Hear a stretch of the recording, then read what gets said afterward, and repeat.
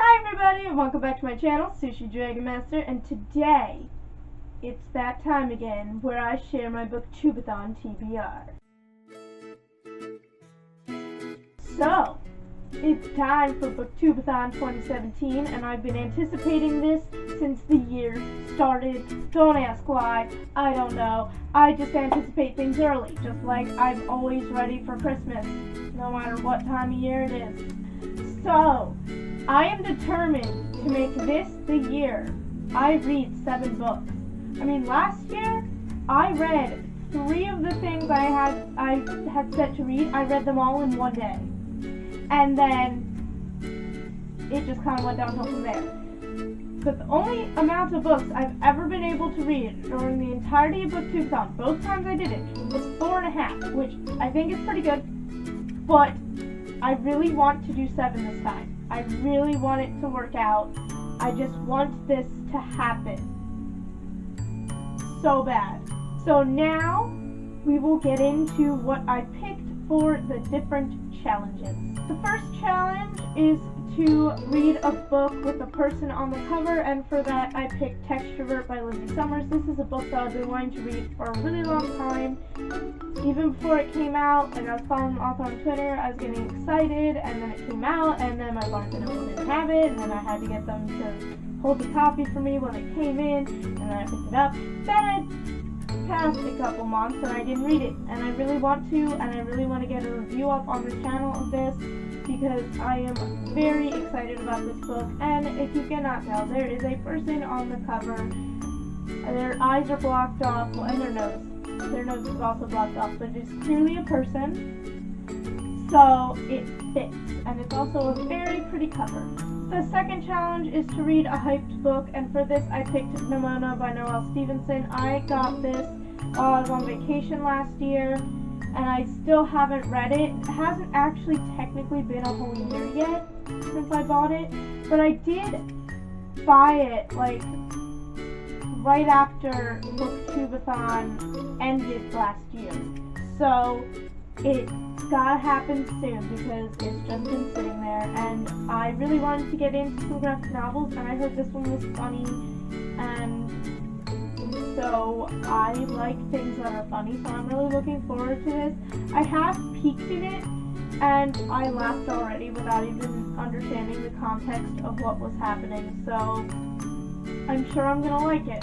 The third challenge is to read a book in a day, which I'm hoping that everything I just said previously, which is literally just 2 things, I'm hoping both of those get done in a day, but one that I specifically picked that I know I can get done in a day is Macbeth, #KillingIt, by Courtney Clarbone, and this is based off of Macbeth by Shakespeare, and it's just one of those Shakespeare with emojis things, and I enjoyed Hamlet. I did not enjoy Romeo and Juliet, not because of the emoji part of it, I just could not stand that story at all, but this one I'm hoping to like. I'm not actually 100% sure what goes on in Macbeth. I'm sure there's some death-related elements because it's Shakespeare. Challenge number 4 is to read a book with a character that is different from you, and I picked the graphic novel adaptation of The Lost Hero because I think everyone in this book is different from me in some way, and especially the fact that like everyone is a demigod and I am not. That's like the big thing. But yeah, it's just, they're different. So I think this fits the challenge, and I'm hoping that I'll be able to get through this quickly, although I might not be able to because it is a pretty thick graphic novel. I mean, the book itself is pretty thick, like the actual Lost Hero, so of course the graphic novel isn't going to be thin. The 5th challenge is to read a book entirely outside, and so I picked a collection of Robert Frost poems because I bought this and it has a lot of poems by him that I have not read yet in it, and there are trees on this book, so I thought that it was a good idea for outside. Also, a lot of his poems kind of mention or at least the ones I've read, they like mention woods and outside things, so it just kind of seems like an outdoor type thing, so I chose this. The 6th challenge is a cover by, and for that I picked the Demigod Files by Rick Riordan. And not that this is like my favorite cover or anything, but it has Rick Riordan's name on it.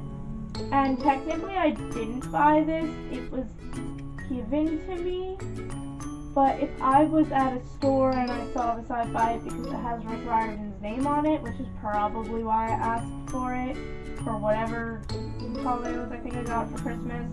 So, yeah, it has Rick Riordan's name on it, therefore it is a cover buy for me. Then, the last challenge is to read 7 books, and I wasn't sure what to pick for the 7th book, and then The Heartbreakers by Ali Novak was just on top of my stack of BookTube-A-Thon books, so I just decided it was the chosen one. So, it's book 7, possibly.